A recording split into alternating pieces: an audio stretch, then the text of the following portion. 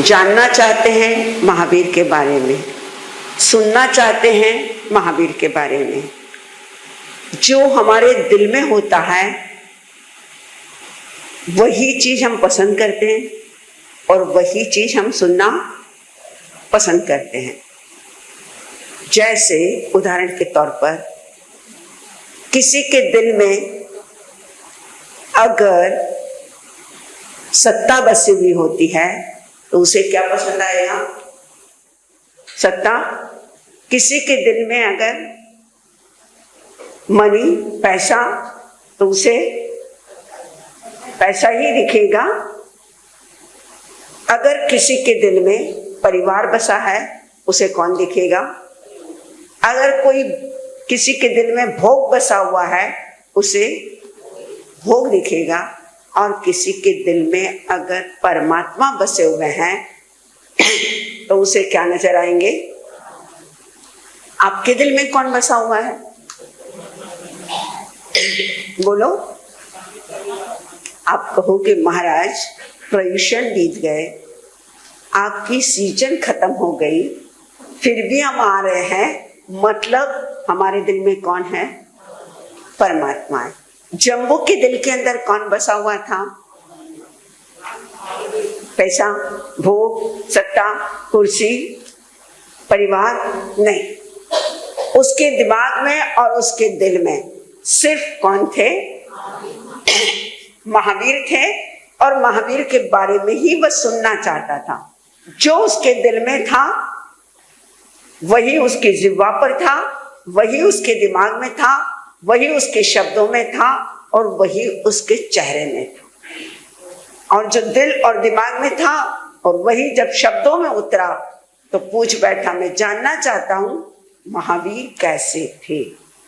कौन थे नहीं पूछा, कैसे थे। तो एक एक गाथाओं के द्वारा सुधर्मा स्वामी क्या कर रहे हैं? बता रहे हैं कि महावीर कैसे थे। आज गाथा नंबर कौन सी है?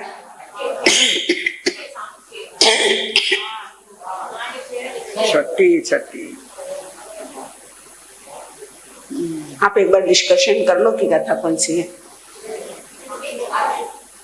से भूई पन्ने अणिये अचारी,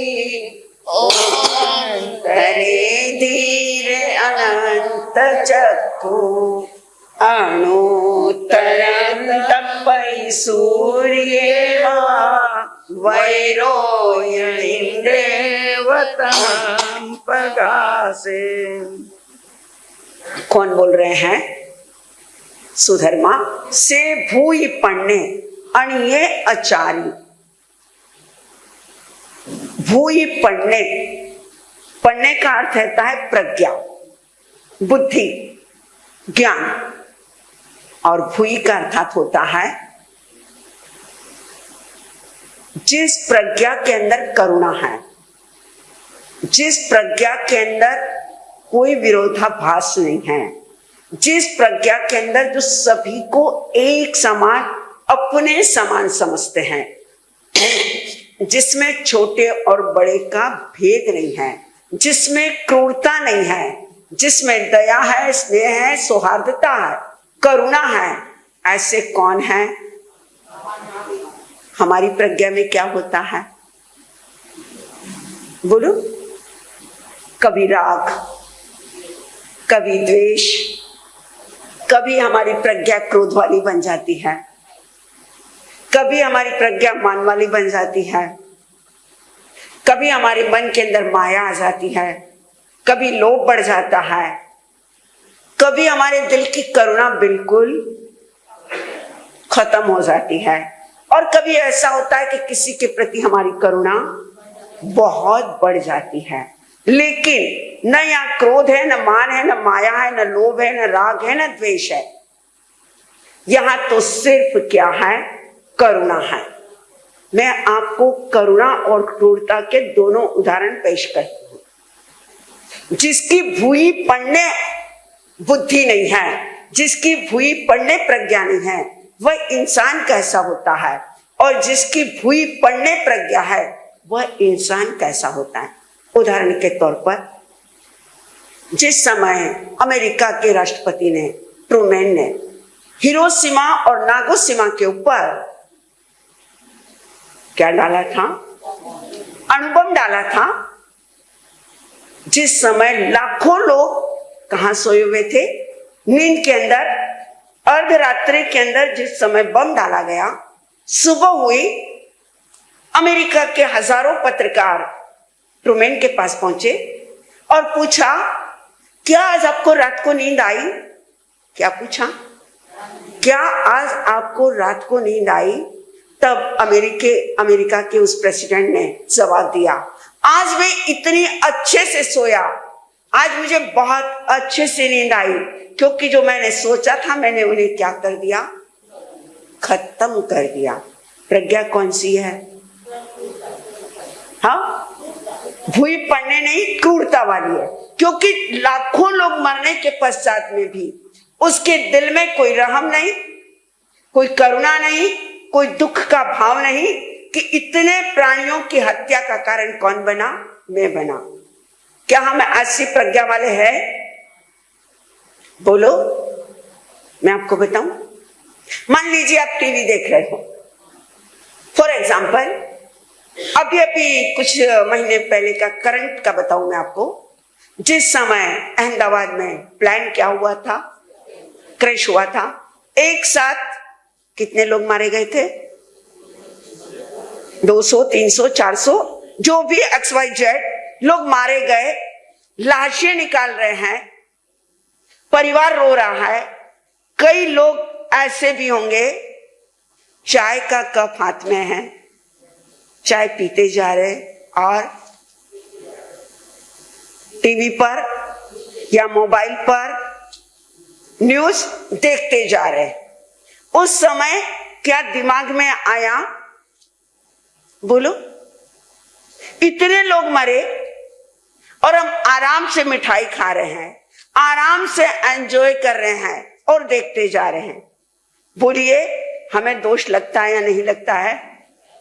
लगता है। अभी पंजाब के अंदर इतनी जोरों से बाढ़ आ रही है, हम लोग पंजाब की न्यूज देख रहे हैं, लेकिन हम क्या कर रहे हैं? आपका एक नवाला मोबाइल देखते समय या टीवी देखते समय एक नवाला अगर उन विचारों के साथ जाता है तो हत्याओं का पाप के भागी कौन बनते हैं? हम भी बनते हैं। यहां पर सुधर्मा कह रहे हैं, से भूई पड़ने, प्राणी मात्र के प्रति जिनकी भूति प्रज्ञा है, जिनके हृदय में करुणा का निवास है, क्रूरता नहीं है। और करुणा कैसी होती है? एक छोटा सा उदाहरण मैं आपको दूं। एक मासक श्रवण का पारणा एक संत को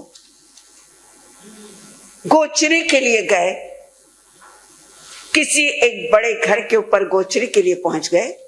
परिवार का कोई मेंबर घर पर नहीं था, अकेली महिला थी, क्योंकि आज से नहीं पहले से एक सिस्टम होता है, सुबह में खाना कौन बनाएगा, शाम को खाना कौन बनाएगा, दोपहर का कौन बनाएगा।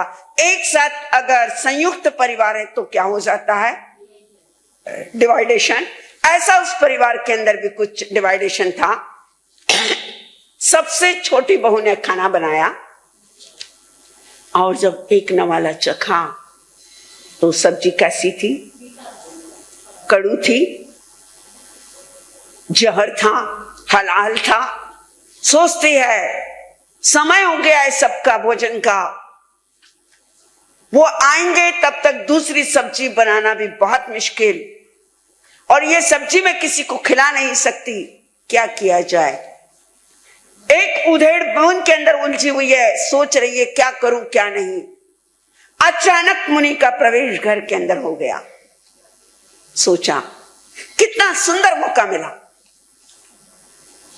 बात भी रह गई, काम भी हो गया, सांप भी नहीं मरा और क्या नहीं टूटी, लाठी भी नहीं टूटी। बहुत अच्छा हुआ। ये सारी सब्जी किसको बहरा दूं? मुनि के पात्र के अंदर। अगर घर वाले पूछेंगे दूसरी सब्जी क्यों बनाई, तो मैं कहूंगी मुनि आए थे, मैंने क्या कर दिया, बहरा दिया, और मेरी इज्जत भी रह जाएगी, मेरा काम भी हो जाएगा। मुनि आए, मुनि ने पात्र खोला, क्या बहराई? मुनि कह रहे बहुत है, बहुत है, मुझे नहीं चाहिए, मांस क्षमण का पारना है, लिमिट से खाना है, इतनी सब्जी नहीं चाहिए। कौन सुने? जब मुझे मेरा काम करना होता है तो मैं दूसरों की क्यों सुनूं?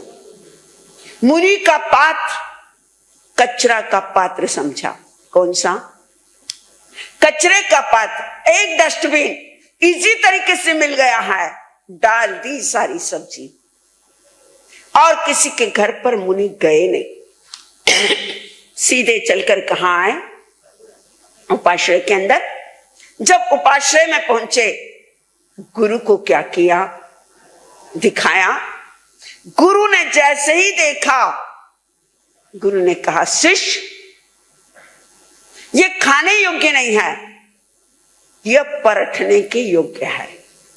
साधु के पात्र के अंदर अगर कोई चीज खाने लायक न हो तो शास्त्र का विधान है उसे जंगल में जाकर परखा जा सकता है, उसे फेंका जा सकता है। ठीक है, उठाया पात्र, साथ में गुरु ने पूछा तू कहां गया था, किसने बहराया? क्योंकि गुरु के पास पूरी क्या करनी रहती है? आलोचना। आज भी आप कहां से क्या लेकर आए हो, ये किसे बताया जाता है? गुरु को बताया गया। मुनि वहां से रवाना हुए, शहर की सीमा को क्रॉस किया, कुछ जंगल के अंदर गए, पात्र हाथ में लिया, एक गड्ढा खोदा, सोचा इसे क्या कर दूं, पलट दूं। पहले सोचा, गुरु ने कहा था ये क्या है, जहर है, हलाल है, ये विष है। थोड़ी सी सब्जी कहां डाली, जमीन के ऊपर। कुछ देर बैठे मुनि, करीब 15-20 मिनट या 25 मिनट गुजरे होंगे, लाखों चींटियां उस सब्जी के ऊपर लगी, डंक मारा सब्जी को, और वहीं पर क्या हो गई, हलाल। 1 मरी, 10 मरी, 1000 मरी, लाख मरी। मुनि सोचते हैं अगर मैं ये सब्जी पूरी जमीन पर डालता हूं, एक मेरे जीव के कारण, एक मेरी आत्मा के कारण, एक मेरी प्राणों की रक्षा के कारण, हजारों ने, लाखों ने, करोड़ों जीव मारे जाएंगे। क्या मेरा धर्म, क्या मेरी आत्मा, क्या मेरी दया, क्या मेरी करुणा, क्या यह कहती है कि मैं इन सारे जीवों को खत्म कर दूं और मैं अपने प्राणों की क्या करूं, रक्षा? हम क्या करें? बोलो कलकत्ता वालों, पहले हम किसको बचाते हैं? पहले खुद को बचाते हैं, बाद में हम क्या करेंगे? राइट या नो? बाद में हम दूसरों की सोचते हैं, पहले क्या करेंगे? खुद खाएंगे, बाद में अगर सामने कोई भूखा बैठा हुआ है और आपको भी जोर से भूख लगी है, तो बोलो कलकत्ता वालों क्या करोगे? पहले दूसरों को खिलाओगे, बाद में क्या करोगे? खुद खाओगे। गुड। लेकिन यहां पर बात खिलाने तक की नहीं है, यहां बात किसकी है? प्राणों की है। स्वयं का बलिदान, स्वयं की कुर्बानी, स्वयं को खत्म करना, स्वयं को मौत को निमंत्रण देना, स्वयं जिंदगी का खात्मा करना, जहां मौत का मंजर दिखाई दे, फिर भी अगर कोई दूसरे का हित सोचे, तब जाकर क्या कहा जाता है? से भूई पन्ने अणिये अचारी ओहंतरे धीरे अनंत चक्षु अणु तरंत पै सूर्ये वा वैरोयणीं देवतमं प्रकाशे से भूई पन्ने अणिये अचारी ओहंतरे धीरे अनंत चक्षु, वह अपनी अनंत चक्षुओं से, मतलब जिसकी चक्षुओं को क्या बताया गया है, अनंत बताया गया है। अनंत चक्षुओं से जो सबको देखता है, लेकिन किस भाव से देखता है? करुणा के भाव से। ऐसे करुणा के भाव से कौन देख रहे हैं? वह मुनि सोचा मैं मरा तो मरा, मुझे दुनिया की चिंता है, बाकी की चिंता है। उठाया पात। सोचिए, अगर एक बार मुंह में अगर कड़वी सब्जी आ जाए, एक बार जरा चिंतन करिए, बिना नमक वाला भोजन आ जाए। मान लीजिए आयंबिल नहीं है, आपको कुछ भी नहीं है, और बिना नमक वाला भोजन थाली के अंदर आ जाए। मान लीजिए बहू, सास या खाना बनाने वाला कुक अगर नमक डालना भूल गया या एक्स्ट्रा नमक डाल दिया, तो बोलो क्या करोगे? शांति से खा लोगे? नहीं, डालोगे? बोल रहे महाराज डालेंगे। और एक बार किस पर बरसोगे? जिसने खाना बनाया। लेकिन यहां मन की शांति भी नहीं गई, यहां शब्द भी नहीं निकले। उठाया पात्र, लगाया होठों पर, इतना कड़वा जिसे खाना भी क्या नहीं है, आसान नहीं है। अगर गलती से आपकी क्या बात अगर हमारे पात्र में आ जाए, हमारे मुंह में आ जाए, अरे सब्जी की बात दूर छोड़ दो, अगर एक बार कड़वी बादाम मुंह में आ जाए तो बोलो क्या होगा? थूकोगे या नहीं थूकोगे? थूकते हैं। अरे हम भी थूक देते हैं, सच्चाई के साथ बोल रही हूं। अगर कड़वी बादाम आ जाए हम थूक दें, कड़वी सब्जी आ जाए हम थूक दें, लेकिन वह कड़वा है, एक मिनट के लिए भी भाव नहीं आया। अरे मैंने तेरा क्या बिगाड़ा था? तेरी और मेरी कौन से जन्म की दुश्मनी थी? तूने मेरे साथ क्यों वैर निकाला? मैं तो मां सक्षमन के पारने सहजता और सरलता के साथ तेरे घर पर गोचरी लेने आया था, भिक्षा लेने आया था। अरे अगर तुझे रोटी नहीं देना था, अगर आज तुझे दूध नहीं देना था, तुझे और कोई पकवान नहीं देना था, अरे तूने मुझे कड़वाहट क्यों दी? काश अगर ऐसा सोच लेते तो आज हम उस मुनि को क्या नहीं करते? करते आप याद नहीं करते।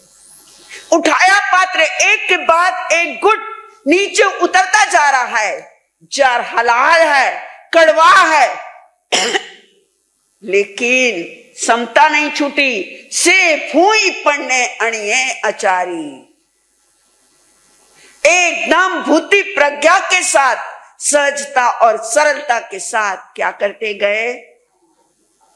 खाते गए, संथारा कर लिया। एक बार भी द्वेष का भाव नहीं आया, और वहीं पर मृत्यु को क्या हो गए? प्राप्त हो गए। गुरु ने सोचा शिष्य गया था, क्या नहीं हुआ?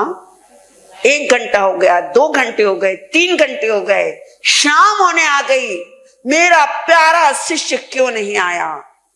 इतिहास कहता है उस शिष्य को ढूंढने के लिए गुरु जंगल में गए। देखा पूरा शरीर हरा हो चुका है, मर चुके हैं, पात्र पास में पड़ा हुआ है। गुरु को आवेश आया। गुरु ने उस नागश्री ब्राह्मणी तक कौन पहुंच गए थे? गुरु पहुंच गए। लेकिन उस संत ने इतनी उत्कृष्ट भावना आई थी, कहते हैं उनके पुण्य क्या हो गए? अनंत बढ़ गए। कर्म क्षय नहीं हुए, वे मरकर कहाँ गए? मोक्ष नहीं गए, अनुत्तर विमान में गए। कहाँ गए? अनुत्तर विमान के अंदर गए। क्योंकि पुण्य क्या हो गए थे, उनके ज्यादा एकत्रित हो गए थे। वह मुनि कौन थे? धर्म रुचि अणगार, कीड़ियानी करुणा करी अपार। एक कीड़ियों की रक्षा के खातिर, एक करुणा के खातिर, जिसने स्वयं के जीवन का क्या कर दिया? बलिदान कर दिया। यह तो एक संत की बात है। किसकी बात है? एक संत की बात है। लेकिन हम बात किसकी कर रहे हैं? महावीर की कर रहे हैं। संतों में अगर इतनी करुणा होती है तो तीर्थंकर की करुणा का तो क्या नहीं है? थारी करुणा नो कोई पार न थी। कहते हैं ना हम लोग, हे परमात्मा तेरी करुणा का कोई पार नहीं है। समुद्र का किनारा पार हो सकता है, समुद्र को पार किया जा सकता है, लेकिन प्रभु इन शब्दों के द्वारा तेरी करुणा का क्या नहीं किया जा सकता? बखान नहीं किया जा सकता।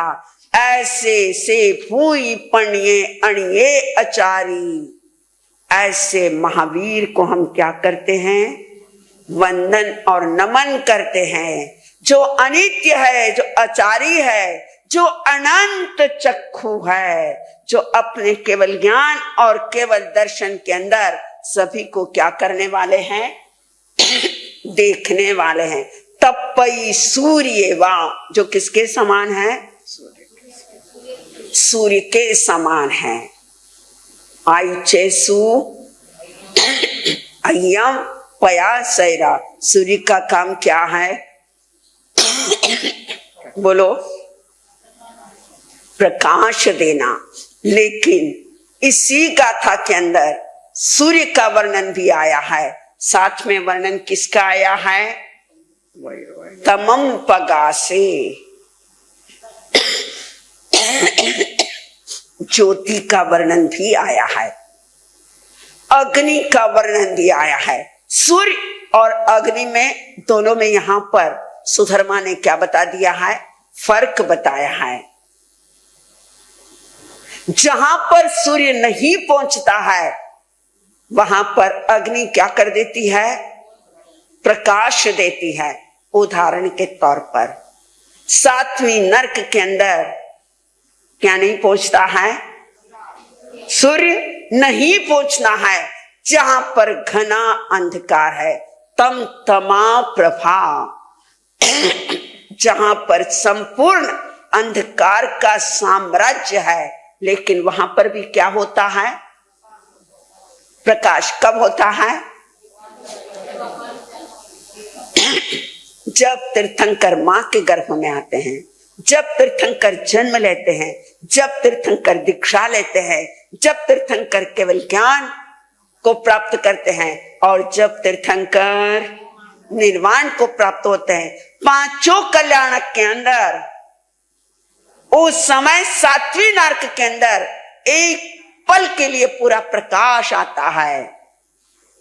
एक शांति का अनुभव उन नरक के नेरिये को होता है, और वो पता लग जाता है उन नारकियों के नेरिये को कि किसी तीर्थंकर का क्या हुआ है? अवतरण हुआ है। इसके कारण प्रकाश हुआ है। तीर्थंकर सूर्य भी है, तीर्थंकर वह ज्योति है, वह दीप है, वह प्रकाश है, और वह अनंत चक्षु है जो सबको क्या कर रहे हैं? देख रहे हैं। घड़ी में कितने बज गए? 10। हमारे पास तो ना अनंत चक्षु है, ना कुछ है। हमारे पास तो सिर्फ प्रभु की दी हुई क्या है? वाणी है।